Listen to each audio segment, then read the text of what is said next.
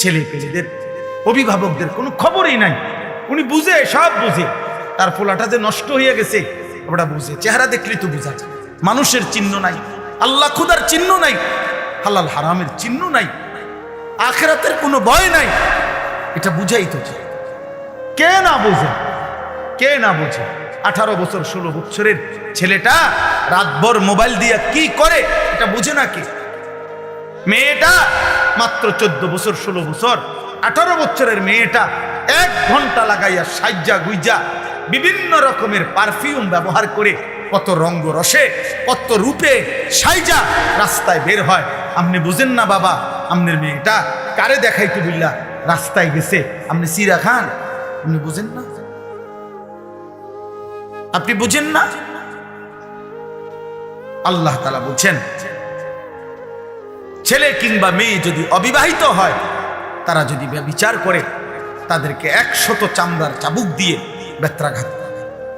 আর তাফসীরের মধ্যে আছে, আল্লাহ রাসূল সাল্লাল্লাহু আলাইহি সাল্লাম বলছেন, আল্লাহর বিধান যদি বিবাহিত পুরুষ এবং নারী, এই যেটাকে আমাদের সমাজে পরকীয়া বলে, স্ত্রীর স্বামী আছে কিন্তু অন্য মহিলার সাথে, পুরুষের সাথে জিনা করে, পুরুষের স্ত্রী আছে কিন্তু অন্য মহিলার সাথে ব্যভিচার করে, আল্লাহ বলছেন ফারজুমুহুমা, এই 2 নাফরমান পাপীকে পাথর মারতে মারতে অভিশপ্তদেরকে দুনিয়া থেকে সরায়। পাথর মারো, পাথর, পাথর এভাবে মারবা, পাথর মারতে মারতে মৃত্যু দাও, মরা পর্যন্ত পাথর। কি সাংঘাতিক কথা বলেন! তার মানে এটাই বলছিলাম, কথা তো এটাই বলছি যে আসমানের নিচে জমিনের উপরে কোন মুসলমানের দ্বারা, কোন মুমিনের দ্বারা, খোদার কসম আল্লাহ বলে, বান্দা আমি এটা সহ্যই করতে পারি না যে মুসলমান পরিচয় দিয়ে ছেলে মেয়ে নারী পুরুষ অবাধ মেলামেশা করবে। আমি আল্লাহ এটা মেনে নিতে পারি না। কেন? আমি তো সকল চাহিদা পূরণের হালাল ব্যবস্থা রাখছি। আমি খাবারের চাহিদা পূরণ করছি, আমি পানির চাহিদা পূরণ করছি, আমি লজ্জাস্থানের চাহিদা পূরণের হালাল ব্যবস্থা, পবিত্র বিবাহ আমি তো রাখছি। তাইলে তুমি কেন নাফরমানি করো? তুমি কেন অসৎ হবে? এই জন্য আল্লাহ বলছেন, ওয়ালিয়াশহাদ আযাবাহুমা তাইফাতুম মিনাল মুমিনিন। আল্লাহ বলেন, ব্যভিচারী যারা, ছেলে মেয়ে অবিবাহিত হোক আর বিবাহিত হোক, তাদের শাস্তি যখন কার্যকর করা হবে ইসলামী খেলাফত, তখন যেন অবশ্যই ইমানদারদের বড় একটা গ্রুপ উপস্থিত থাকে, লোকসম্মুখে প্রকাশ্য দিবালোকে এই শাস্তি কার্যকর হবে, যেন বাকিরা ভয় পায়, যেন বাকিদের কলজা শুদ্ধা কাঁপে যে পাথর মাইরা মাইরা ফেলবে, 100 চামড়ার চাবুক দিয়ে বেত্রাঘাত করবে। এই জন্য বাবা শুনেন, আরে কায়া তাহলে একটা বলি, এই জন্য আমার এই উদ্দেশ্য, যে বালিকা মাদ্রাসা দেখা আমি এটা বলছি, আয়েশা সিদ্দিকা মহিলা মাদ্রাসা, বালিকাদের মাদ্রাসা, মুসলমানের মেয়ের ইজ্জত, মুসলমানের মেয়েকে দিন শিখানো এতটা জরুরি। একটা মেয়ে খোদার কসম চরিত্রহীন হইলে, একটা মেয়ে যদি অসৎ হয়, একটা মেয়ে যদি নিজের ইজ্জত সতীত্বের কদর না বুঝে, একটা সমাজ পুরাটা দুর্গন্ধ হয়ে যায়। কারণ একটা মেয়ে বেপরদা হওয়া মানে ওই শুধু গুনাহ করছে একজন, আমি একটা মিথ্যা কথা বলছি, এটা আমি বলছি, আমি একটা টাকা চুরি করছি, এটা আমি করছি, আমি কাউকে একটা গালি দিছি, এটা আমি দিছি, আমার পাপ। কিন্তু একটা মেয়ে বেপরদা হওয়া, একটা মহিলা বেপরদা হওয়া, একটা মেয়ে বিবাহ বহির্ভূত কোনো ছেলেকে নিজের সাথে সম্পর্ক করা, একটা মহিলা এটা করা, এটা শুধু তার একটা পাপ না, এটা একটা সমাজ, একটা জাতি, একটা মহল্লা, একটা সংসার ধ্বংস করেছে। শুধুমাত্র সে নষ্ট হয় না, ছেলেটাকে নষ্ট করে দেয়, পুরুষটাকে নষ্ট করে দেয়, এই বংশটা আজীবনের জন্য কলঙ্কিত হয়। তাফসীরের মধ্যে লিখছে, পরবর্তী বংশধর পর্যন্ত এই কলঙ্ক বয়ে বেড়ায়, তোর বাবা অসৎ ছিল, তোর মা চরিত্রহীন। অথচ ওই বাচ্চা হয়তো পাপ করে নাই, কিন্তু ওই অসভ্য মা বাবার কারণে এই বাচ্চাটাও কি হয়, কলঙ্ক সাফার করতে হয়। এই জন্য আল্লাহ তাআলা বলছেন, কোনোভাবে ব্যভিচারের কোনো পরিবেশ মুসলমানের সমাজে হইতে পারবে না, মুসলমানের সমাজে হইতে পারবে। এরপরে শুনেন আশ্চর্য হাদিস, নবীজি বলছেন, মান জানা ওয়া শারিবাল খামরা নাযা আল্লাহু মিনহুল ঈমান কামা ইয়াখলাউল ইনসানু আল কামিসা মিন রাসিহি। সাংঘাতিক কথা এটা। নবীজি বলছেন কেউ যখন ব্যভিচার করে, জিনা করে, নারী পুরুষ অবাধ মেলামেশা করে এবং মদ পান করে, এই তিন জিনিস সবসময় একসাথে থাকে। যেখানে নারী, হারাম নারী, সেখানে মদ আছে, সেখানে গান আছে। যেখানে গান বাদ্য আছে সেখানে মদ আছে, সেখানে নারী আছে। যেখানে মদের আড্ডা সেখানে নারীরও আড্ডা, সেখানে গানেরও আড্ডা। এই জন্য আমরা সবসময় বলি বাদ্য গান কোন নামে জায়েজ না। বাদ্যযন্ত্র গান, এই গান বাদ্য ধর্মের নামে, ভক্তির নামে, আউলের নামে, বাউলের নামে, ফাউলের নামে, বাটপারের নামে, কোন নামে জায়েজ না। গান বাদ্য হারাম। গান বাদ্য কি? হারাম। ধর্মের নামেও হারাম, অধর্মের নামেও। সিনেমাত গাইলেও হারাম, আবার ভক্তিমূলক গাইলেও হারাম।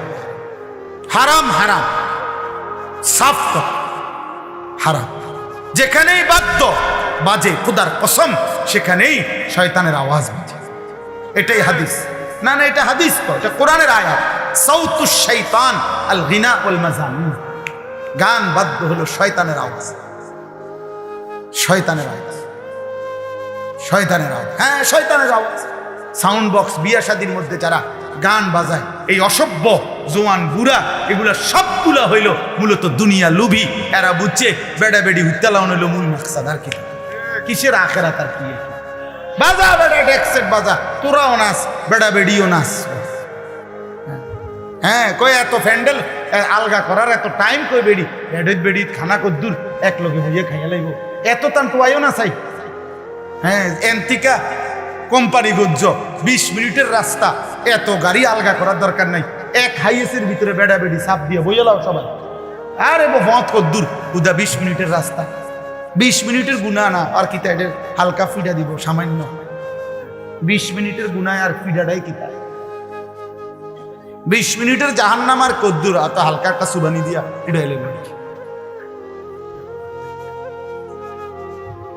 হ্যাঁ, খামখেয়ালি আখেরাত, খামখেয়ালি আমরা মনে করি আখেরাত। আহা নাউযুবিল্লাহ, এটা কঠিন কথা হোক, কিন্তু এটা মনে রাখি। জিনা ব্যভিচারের পরিবেশ তো আল্লাহর নবী কি বলছেন? যে জিনা করে, মদ পান করে, বাবা শুনেন, নবীজি বলছেন আল্লাহ তাআলা তার অন্তর থেকে ঈমান এভাবে খুলে ফেলে, আহা মানুষ যেমন তার শরীর থেকে জামা খুলে ফেলে। কোন মানুষ যেমন তার শরীর থেকে জামা খুলে ফেলে, জিনা এবং মদ পান করিলে আল্লাহ তার কলিজা থেকে ঈমান খুলে ফেলে। বলেন বলেন, কোন মেয়ে, কোন ছেলে, কোন স্বামী, কোন স্ত্রী, কোন পুরুষ মহিলা, তার দ্বারা যদি এই ব্যভিচারের কোন পরিবেশ হয়, কি হবে? আল্লাহ আমাদেরকে মাফ করে দেন, আল্লাহ আমাদেরকে মাফ করে দেন। আমাদেরকে সত্য কঠিনটাও শুনতে হবে। সুবহান আল্লাহর ফজিলত যেমন শুনতে হবে, আল্লাহর বিধানের কঠিন শাস্তির কথাও কি করতে হবে? কষ্ট হলেও শুনতে হবে। কেউ যদি বাঁচে, একজন যদি বাঁচে থাকে, সর্বশেষ হলো আয-যানি লা ইয়ানকিহু ইল্লা যানিয়াতান আও মুশরিক। এটা মারাত্মক কথা। এই শেষ কথাটা বলি, এই আপনারা যারা এখানে বসা আছেন, পর্দার আড়ালে যে সমস্ত মা মেয়ে আপনারা আছেন, আপনাদের কাছে আমার এই শেষ কথা। আপনারা যারা ছেলের বাবা, আপনারা যারা মেয়ের বাবা, আপনারা যারা মা মেয়ে আছেন, তোমরা যারা কিশোর যুবক ভাই আছো, তোমাদেরকে বলি, এটা মারাত্মক কথা। আল্লাহ বলছে আয-যানি লা ইয়ানকিহু ইল্লা যানিয়াতান আও মুশরিকা। আল্লাহ বলে যেই পুরুষ ব্যভিচারী, যেই পুরুষ চরিত্রহীন, যেই পুরুষ লম্পট, যেই পুরুষ বিবাহের আগেই কোনো মেয়ের সাথে হারাম সম্পর্কে লিপ্ত, খোদার কসম আল্লাহ ওয়াদা দিছে যে ওই বিবাহ করবে যাকে, সে আরেকটা ব্যভিচারিণী নারী হবে অথবা মুশরিক বেঈমান নারী হবে। তোর কপালে পবিত্র কিছু জুটবে, পবিত্র কিছু জুটবে। সেদিন বুঝবা বাবা, সেদিন বুঝবা মা, সেদিন বুঝবা বোন। স্বামী যখন 2 নম্বর হবে, স্ত্রী যখন 2 নম্বর। দুনিয়া কত কঠিন। যার ঘরের বিবি খারাপ, যার ঘরের স্ত্রী চরিত্রহীন, তার আর জাহান্নামের আগুন জ্বলতে হয় না, তার জাহান্নাম ঘরেই জ্বলে। আল্লাহ বলেন ওয়াজানিয়াতু লা ইয়ানকিহুহা ইল্লা জানিন আও মুশরিক, এবং কোন ব্যভিচারিণী খারাপ চরিত্রের মেয়েকে, নারীকে আল্লাহ নিজে বলছে বিবাহ করতে চাইবে না। যে তাকে বিবাহ করবে আল্লাহ বলছে সে হয়তো একটা ব্যভিচারী পুরুষ হবে অথবা একটা মুশরিক পুরুষ হবে।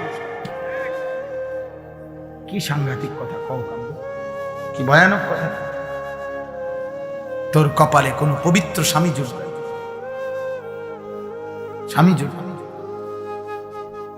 ওয়াহুররিমা যালিকা আলাল মুমিনিন, আল্লাহ বলেন আমি আল্লাহর পক্ষ থেকে ঈমানদার পুরুষের জন্য ব্যভিচারী নারী হারাম করা হলো, ঈমানদার নারীর জন্য ব্যভিচারী পুরুষ হারাম করা। হুররিমা, তাইলে বলে এই জন্য আজকে এই রাত গভীরে আমি এতটুকু কথা বলব, আপনাদের মেয়েদেরকে আখলাকের হেফাজত করে, আপনাদের ছেলের আখলাক হেফাজত করে, আপনাদের স্ত্রীর আখলাক। একজনই মানেন কোনো অসুবিধা নেই, কেউ না মানেন কোনো অসুবিধা নেই, এত সমস্যা নেই। এই পৃথিবীতে আল্লাহর দ্বীন বলে গেছে এমন হাজারো হাজারো ব্যক্তি যাদের হাতে কেউ কালেমা পড়ে নাই, আল্লাহর কথার আনুগত্য করে নাই, তবুও তারা ব্যর্থ না, আল্লাহর কথা বৃথা হয় না। কেউ না মানে, কেউ না মানে, রবের কথা বৃথা হয় না।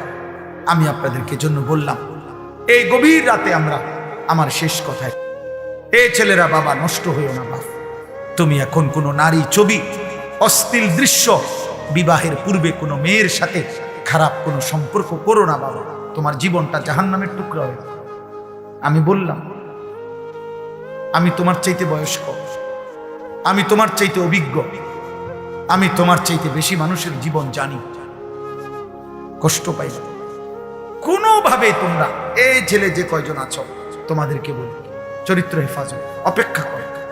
তোমার মা বাবা তারাও স্বামী স্ত্রী পুরুষ নারী, আল্লাহ তাদেরকে মিলাই দিছে, তাদের ভালোবাসার ফসল তুমি। তুমি কোনো চরিত্রহীন নারীর সন্তান না, তুমি কোনো চরিত্রহীন বাবার সন্তান না, তুমি এক ইমানদার বাবা মার সন্তান। তো তুমি কেন নষ্ট হই? তোমার মা বাপ তো খারাপ ছিল না, তোমার মা বাপ তো বিবাহিত, তোমার মা বাপ তো বিবাহিত, তো তুমি কেন লম্পট হই? তুমি তো মাকে কলঙ্কিত করো। যেই ছেলে অসৎ চরিত্রহীন, পৃথিবীবাসী তো তাকে বলে আরে কোন মার ঘরের তুই, তোরে কোন মারে ফেড়ে ধরছে, আহা নাফরমান, পাপ করলি তুই, তো মাকে বেইজ্জতি করলি। তুই কোন বাপের পুত্রে, তা পাপ করলা তুমি, অপমান করলা বাবাকে, বাবারে কষ্ট দিল, বাবারে লজ্জিত করে। কত বাবা, কত সমাজে সন্তানের অসৎ অপকর্মের কারণে লজ্জিত হয় না? মেল মিটিং দেন দরবারে, শেষ পর্যন্ত বাবা অপমানিত, মাথা নুইয়া চোখের পানি ফেলতে ফেলতে ঘরে আসা বলে স্ত্রীর কাছে, তোমার ছেলে আমার উঁচা মাথাটা নিচু করে দিয়েছে, ওই আমারে আজ বড়া মজলিসে অপমান করছে। এই জন্য বিশেষ করে কোনো মেয়ে যদি চরিত্রহীন হয়, কোনো মেয়ে যদি চরিত্র খারাপ হয়, কোনো মহিলা, এই দুর্গন্ধ সমাজে সবচেয়ে বেশি ছড়ায়, সমাজে ছড়ায়। কাজেই আমরা আপনাদের কাছে বললাম, আপনারা আপনাদের মেয়েদেরকে দিন শিখান, আপনারা আপনাদের ছেলেদেরকে দিন শিখান, আলাদা আলাদা দিন শিখান, আখিরাতের ফিকির করেন।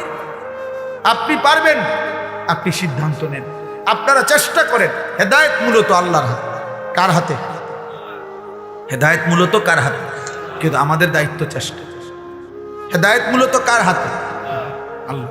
হেদায়েত কারো হাতে নাই, আল্লাহ, শুধু আল্লাহর হাতে। আল্লাহ চাইলে নবীর হাতে বহু লোক হেদায়েত পাইছে, কালেমা পড়ছে। আবার আল্লাহ চান নাই নবীর হাতে তার চাচা আবু তালেব কালেমা পড়েন। আল্লাহ চাইছেন ইব্রাহিম আলাইহিস সালামের হাতে কত লোক কালেমা পড়ছে। আল্লাহ চান নাই ইব্রাহিম আলাইহিস সালামের হাতে ওনার আব্বা কালেমা পড়েন। আল্লাহ চাইছেন নূহ আলাইহিস সালামের হাতে কত লোক কালেমা পড়ছে, আল্লাহ চান নাই নূহ নবীর হাতে ওনার ছেলে কেনান কালেমা। কার ইচ্ছা মূলত? অতএব আপনারা প্রত্যেক ইনশাআল্লাহ দ্বীনকে ভালোবাসেন, আল্লাহকে ভালোবাসেন, চরিত্রের হেফাজত করেন, আখলাকের হেফাজত করেন। আল্লাহর নবী বলছেন কিয়ামতের দিন কারো আমল নামার মধ্যে ওজনে কোন আমল সবচেয়ে বেশি ভারী হবে? আমল সামান্য কিন্তু ভারী হবে অনেক বেশি। আল্লাহর কসম, নবী বলছে উত্তম আখলাক, উত্তম চরিত্র। উত্তম চরিত্রের এক ফোঁটা মিজানের পাল্লায় দিলে এটা নেকিতে ভারী হয়ে যায়। অনেক খুশি, অনেক খুশি, অনেক খুশি। ইউসুফ আলাইহিস সালাম পৃথিবীবাসীকে দেখাইছে আমি 10 বছর বয়সে বাড়ি ছাড়া হয়েছি। আমাদেরকে বলছে হে যুবক, আমি 10 বছর বয়সে বাড়ি ছাড়া হয়েছি। আমার বাবারে আমি ছোটবেলা পরে আর দেখি নাই, আমার মারে আর দেখি নাই। আমার গ্রাম, আমার দেশ, আমার সমাজ, আমার চাচা, মামা, ফুফা, খালু কেউ ছিল না। আমি একটা পৌত্তলিক মুশরিক জুলাইখা এবং জুলাইখার স্বামী ছিল মূর্তি পূজক। ওদের ঘরে বড় হয়েছি। আমার ঘরের সবাই মূর্তি পূজা করত। আমি সেই ঘরের চাকর কৃতদাস ছিলাম, গোলাম ছিলাম। আমি সেই জায়গা থেকেও আমি আল্লাহকে ঠিক মতোই চিনেছি। জুলাইখা যেদিন বলছে অসৎ কর্মের জন্য আমার এখানে বাবা নাই, মা নাই, আমার গ্রামের কোনো মানুষ নাই, চারিদিকে আমারে কেউ চেনে না, আমার কোনো বংশের কেউ নাই, আমি যখন তখন ইচ্ছা করিলে জিনা করতে পারতাম।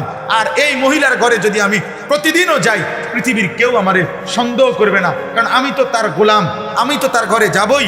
তারপরে আমি যা ইচ্ছা তাই করতে পারতাম, পৃথিবীর কেউ সন্দেহ করতো না, কারণ আমি তো এই বাড়িতেই থাকি, আমি তো এই বাড়িতেই বড় হয়েছি, আমি তো এই বাড়িওয়ালারই ঘরে থাকি। তাহলে সন্দেহ করার কিছুই ছিল না, কেউ বুঝার কিছু ছিল না। কিন্তু ইউসুফ আলাইহিস সালামকে যখন জুলাইখা বলছে হাই তালাক, ইউসুফ আমার দিকে আসো, অসৎ কামনা বাসনা চরিতার্থ করো, এই ঘরে দাঁড়িয়ে 25 বছরের ঊর্ধ্বে যুবক ইউসুফ আলাইহিস সালাম, যার বাবা নাই, মা নাই, অথচ এমন জায়গায় দাঁড়িয়ে প্রথম শব্দ তিনি বলছেন মাআযাল্লাহ, জুলাইখা তোর হাত থেকে আমি আমার আল্লাহর পানাহ চাই। قال معاذ الله إنه ربي أحسن مثواي। ইউসুফ আলাইহিস সালাম দ্বিতীয় কথা বলছে, জুলাইখা তুমি জানো না আমার রব আমার বড় মেহেরবান এক রব, এক অসহায় যার কোনো ঘর নাই, বাড়ি নাই, যারে তার ভাইরা বাড়ির থেকে বের করে দিছে, কূপে ফেলে দিছে, এমন একজন অসহায় ছেলে আমি।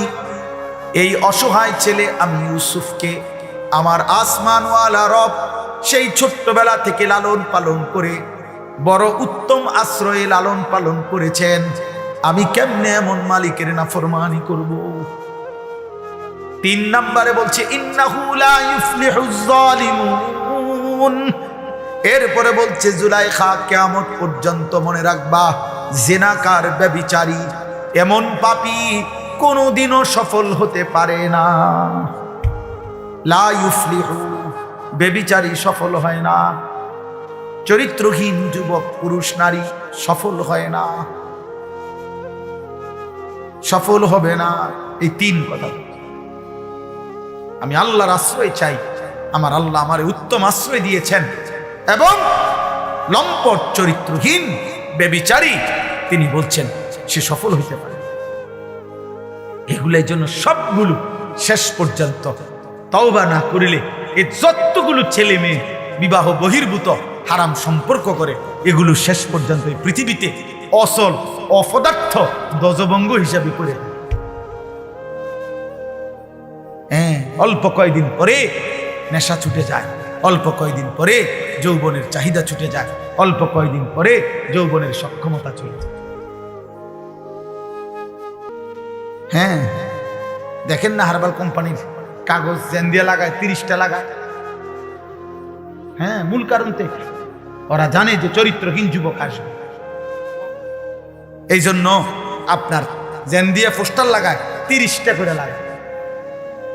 তারা জানে লক্ষ লক্ষ কিশোর যুবক চরিত্র নষ্ট করে হায়াত শেষ করে দিয়েছে। এই জন্য আমি অনুরোধ করছি, আল্লাহকে চেনে, আখিরাতকে চেনে, গুনাহ ছাড়ে। বলেন ইনশাআল্লাহ, বলেন ইনশাআল্লাহ। কোরআনুল কারীমের মধ্যে আল্লাহ বলছেন, যে জিনা করবে ওমান ইয়াফআল যালিকা ইয়ালকা আসামা, আমি তাকে শাস্তির মুখোমুখি করব। কোরআনের আয়াত। কেমন শাস্তি? ইউদাআফ লাহাল আযাব, আমি জিনার শাস্তি দ্বিগুণ করব। আল্লাহ আমাদেরকে হেফাজত করে। আজ আমি আপনাদের কাছে অনুরোধ করলাম, আপনারা আপনাদের ছেলেদেরকে, মেয়েদেরকে দিন শিখান। আপনি চেষ্টা করেন, হাল ছেড়ে দিবেন।